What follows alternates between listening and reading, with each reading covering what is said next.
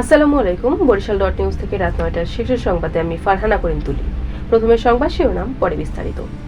বরিশালে বাসের ধাক্কায় সড়কে ভ্যান উল্টে চালক ও যাত্রী নিহত। কর্মবিরতিতে বরিশাল মেডিকেলের বহির্বিভাগের চিকিৎসকরা। মাদারীপুর মসজিদে ঢুকে ৩ খুন, প্রধান আসামি গ্রেফতার। কলাপাড়ায় ১০ম শ্রেণীর ছাত্রী ধর্ষণ, অভিযুক্ত কলেজ ছাত্র গ্রেফতার। কীর্তনখোলা খেয়াঘাটের ইজারা বাতিলের দাবিতে চরমোনাইতে মানববন্ধন। ভোলায় গণধর্ষণ মামলার আসামি র্যাবের হাতে গ্রেফতার। পিরোজপুর মাদক নিয়ন্ত্রণ অধিদপ্তরের সহকারী পরিচালক নিজেই মাদকাসক্ত। প্রতি লাখ টাকার তরমুজ বিক্রিতে ১০,০০০ চাঁদা দাবি, আটক ৩। এতক্ষণ শুনলেন সংবাদ শিরোনাম, এখন বিস্তারিত।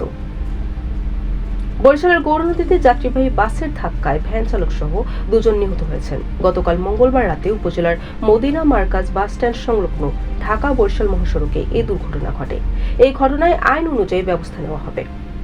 ৫ দফা দাবিতে সারা দেশের মতো বরিশাল শেরেবাংলা মেডিকেল কলেজ হাসপাতালের বহির্বিভাগে চিকিৎসকরা কর্মবিরতি শুরু করেছেন।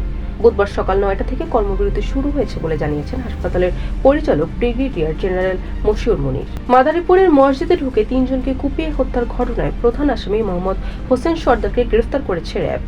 র্যাব ৮ ও র্যাব ৪-এর যৌথ অভিযানে মঙ্গলবার গভীর রাতে ঢাকার আশুলিয়া এলাকা থেকে তাকে আটক করা হয়।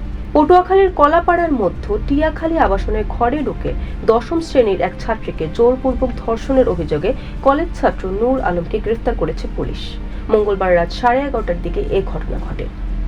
কীর্তনখোলা নদীর বেলতলা খেয়াঘাটের ইজারা বাতিলের দাবিতে বরিশালের চরমোনা ইউনিয়নের সর্বস্তরের জনগণ মানববন্ধন করেছে।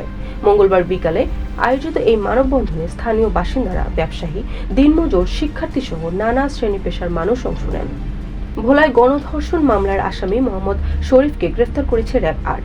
মঙ্গলবার ভোর রাতে ভোলার বোরহানুদ্দিন উপজেলার পুখিয়া এলাকা থেকে তাকে গ্রেফতার করা হয়।